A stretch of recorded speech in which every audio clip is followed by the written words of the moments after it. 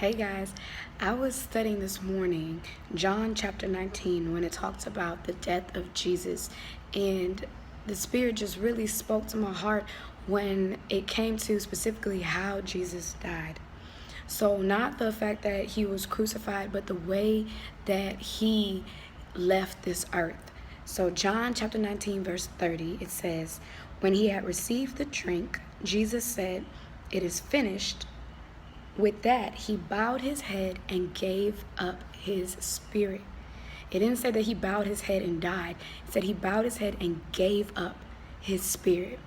He actively surrendered his spirit to the Lord because he knew that it would glorify God and that he wanted God's will to be done so badly that he surrendered his spirit to God. And so it's just like, as Christians, we are called to imitate and represent that same spirit of surrender. And it may not exactly be surrendering our last breath like Christ was in this case, but it could be surrendering some of our sins and some of our desires that are not pleasing to God and that are not a part of his will for our life. So it says he gave up his spirit. We can translate that into our own lives. He gave up his desire to use profanity because he may not be a proper witness to unbelievers. He gave up his sexual desires to have sex before marriage because he knew that it would defile his body. He gave up his relationship with someone of the same sex or with someone that was unequally yoked because he knew that it wasn't pleasing to God and that wasn't God's will for his life. He gave up some of his most prized possessions because he knew that he turned those things into an idol and that God said to put nothing before him. And so the list can go on and on and on. I'm not picking out certain desires or sins to blast, but it's just like, what are the things in your life? What are the sins?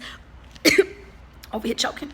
What are the desires that God may be calling you to surrender because they're not either pleasing to him or they're not a part of his will for your life?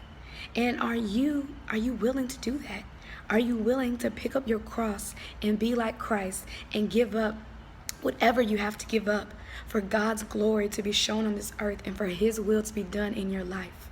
And if you're not, that's okay. I'm going to pray, and I encourage you to pray for God to give you a heart that looks like Jesus, a heart that truly seeks his will above your own desires, a heart that just aims to please him above pleasing yourself.